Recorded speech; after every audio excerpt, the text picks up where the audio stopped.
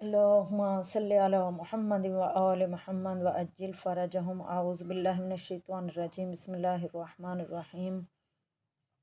پروردگار عالم کا شکر کہ خداوند متعال نے ہمیں یہ توفیق عطا فرمائی کہ ہم قرآن کریم سے تمسک کر سکیں، قرآن کو سمجھنے کی کوشش کر سکیں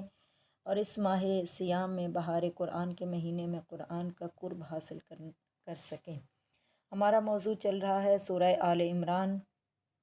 سورہ آل عمران کی آیت نمبر 99 تک ہمارا ہو چکا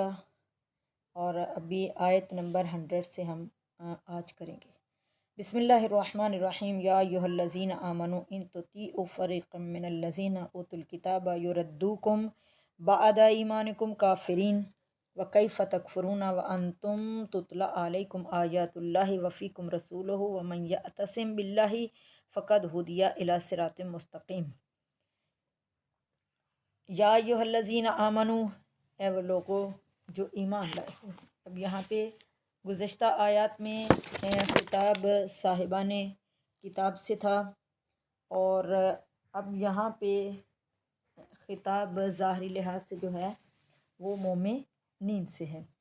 یا ایھا الذین آمنوا ان تطیعوا فریقا من الذین اوتوا الکتاب یردوکم بعد ایمانکم کافرین۔ اے وہ لوگو جو ایمان لائے ہو، ان تطیعوا فریقا من الذین، اگر تم اہل کتاب کے ایک گروہ کی اطاعت کرو گے، ان تطیعوا اگر تم اطاعت کرو، فریقا من الذین ایک گروہ کی، ان لوگوں میں سے اوتوا الکتاب جو صاحب کتاب ہیں، کہ اگر تم اہل کتاب کے ایک گروہ کی پیروی کرو گے، یردوکم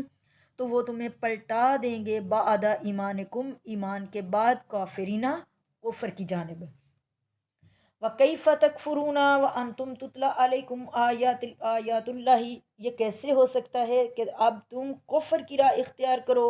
وَأَنْتُمْ تُتْلَى عَلَيْكُمْ آیات اللہ، جبکہ تمہارا حال یہ ہے کہ اللہ کی آیتیں تمہیں سنائی جاتی ہیں، وَفِيكُمْ رَسُولُهُ اور اس کا رسول تعلیم و رہنمائی کے لیے تمہارے درمیان موجود ہیں،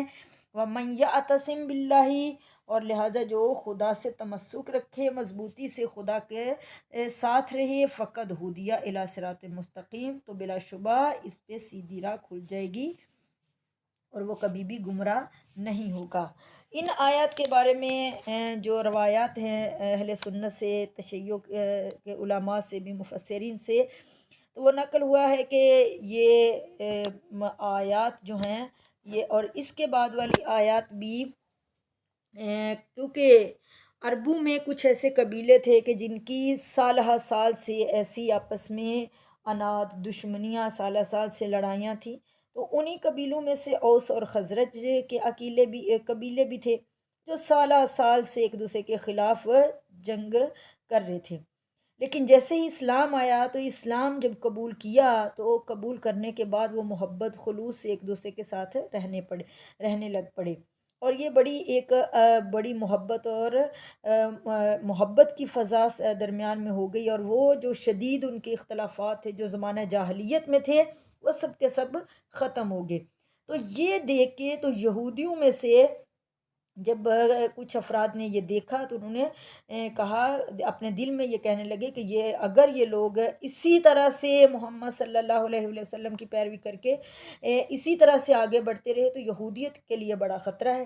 تو اسی دوران انہوں نے ایک سازش کی اور انہوں نے ایک یہودی نوجوان کو حکم دیا کہ وہ ایک گروہ سے ملیں اور اوس اور خزرج کے درمیان جو ان کے خونی واقعات ہیں ان کو یاد تازہ کریں اور انہیں دوبارہ سے اس کی طرف لے کے آئیں۔ تو اتفاق یہ ہوا کہ اس کی سازش کارگر ثابت ہوئی اور مسلمانوں کا ایک گروہ اس کے سننے کی وجہ سے وہی دوبارہ سے ایک دوسرے کو دھمکیاں دینا، ایک دوسرے سے وہ ان کی بجھی ہوئی دیرینہ آگ جو ہے پھر سے شعلہ زن ہوئی۔ پیغمبر اکرم صلی اللہ علیہ وسلم کو اس واقعے کا علم ہوا، آپ فوراً چند مہاجرین کو لے کر ان کی تلاش میں نکلے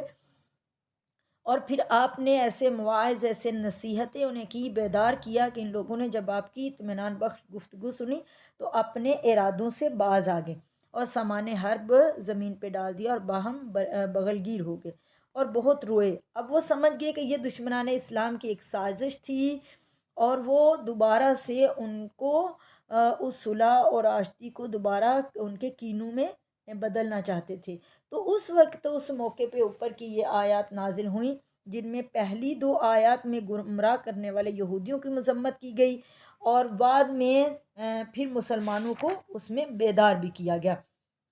اور پھر کہا گیا کہ کیف تکفرون وانتم تتلی علیکم آیات اللہ، کہ کیسے ہو سکتا ہے کہ تم کفر کی راہ اختیار کرو جبکہ تمہیں آیات خدا سنائی دیتی ہیں، رسول تمہارے درمیان میں موجود ہیں۔ اور پھر یہ بات بھی یاد رکھو کہ جو خدا سے تمسک رکھے، جو خدا کو مضبوطی سے تھام رہے، تو یقیناً وہ کبھی بھی گمراہ نہیں ہو سکتا، اور خدا اسے سیدھے راستے کی طرف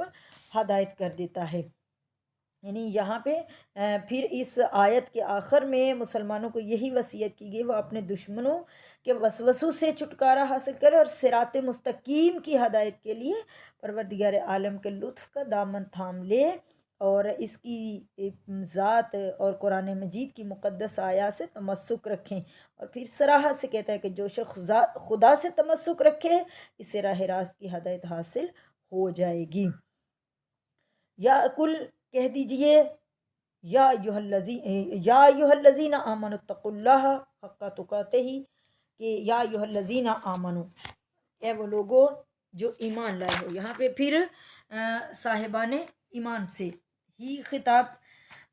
اتقوا اللہ، کہ خدا سے ڈرو، تقوی اختیار کرو، حق تقاتہ، جیسا کہ اس سے ڈرنے کا حق ہے، ولا تموتن، اور تم نہ مرنا، الا وانتم مسلمون، جب تک تم مرو بھی تو مسلمان، اس دنیا سے بھی جاؤ تو مسلمان ہی جاؤ۔ یعنی اس دنیا میں صرف، یعنی اسلام صرف ہمیں زندہ رہنے کے طور طریقے ہی نہیں سکھاتا، بلکہ ہمیں مرنے کے انداز اور اہداف سے بھی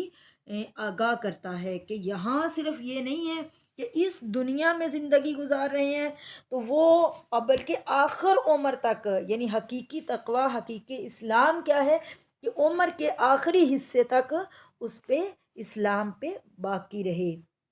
وَاعْتَصِمُوا بِحَبْلِ اللَّهِ جَمِيعًا، اور وَاعْتَصِمُوا، تھام لو، بِحَبْلِ اللَّهِ جَمِيعًا، اللہ کی تم سب کے سب مل کے خدا کی رسی کو مضبوطی سے تھام لو، وَلَا تَفَرَّقُوا، اور متفرق نہ ہو جاؤ، وَاذْكُرُوا نِعْمَتَ اللَّهِ علیکم، اور یاد کرو خدا کی ان نعمتوں کو، علیکم، جو خدا نے تمہیں دیں۔ کیا نعمت ہے؟ اذ کنتم اعداء، کہ تم ایک دوسرے کے، یعنی وہ وقت یاد کرو کہ اذ کنتم اعداء، کہ تم ایک دوسرے کے دشمن تھے، سالہ سال سے، کئی سال سے تمہاری دشمنیاں نسل در نسل چل رہی تھیں، چھوٹی چھوٹی باتوں میں، اور پھر خدا نے فألف بین قلوبکم، خدا نے یہ، یعنی خدا کا لطف ہے یہ، خدا کی نعمت، اس سے بڑی کیا نعمت ہو سکتی ہے کہ تم ایک دوسرے کے دشمن تھے، خدا نے تمہارے دلوں میں الفت پیدا کر دی۔ یعنی یہ جو تم آج سب اکٹھے ہو، ایک دوسرے کے ساتھ تمہارے دلوں میں الفت کا پیدا کرنا، یہ صرف خداوند متعال کا کام ہے۔ فألف بین قلوبکم، کہ خدا نے تمہارے دلوں میں الفت، محبت پیدا کر دی۔ فاصبحتم بنعمت، نعمت ہی اخوانا، اور یہ اس کی نعمت ہے کہ اس کی نعمت کے سائے میں تم ایک دوسرے کے بھائی بن کے، یعنی خداوند متعال نے، یعنی جب حکم خدا سے رسول خدا صلی اللہ علیہ وآلہ وسلم نے انصار و مہاجرین کو ایک دوسرے کا بھائی بنایا، تو وہ بھی لطف خدا تھا، وہ بھی رحمت پروردگار تھی، اور وہ ان کا بھائی بنانا صرف ظاہری لحاظ سے نہیں تھا، اور روایات یہ کہتی ہیں کہ رسول اللہ صلی اللہ علیہ وآلہ وسلم نے جو بھائی بنایا تو وہ سب کو، ہر ایک کو ایک دوسرے کے مزاج کے مطابق، ان کی جیسی جیسی خصلتیں تھیں ویسے ان کو سب کو ایک دوسرے کا بھائی بنا دیا۔ تو کہا جب سب کا اعلان کر چکے تو مولا کائنات علی بن ابی طالب علیہ السلام مسجد کے ایک کونے میں بیٹھے تھے، کہا کہ غمگین دیکھا تو پوچھا یا علی آپ کیوں غمگین ہے؟ کہا یا رسول اللہ آپ نے سب کو ایک دوسرے کا بھائی بنا دیا۔ تو کہا یا رسول خدا نے ارشاد فرمایا کہ علی یہ سب ایک جیسے تھے تو ان کو میں نے ایک دوسرے کا بھائی بنا دیا، تو کیونکہ تم مجھ سے ہو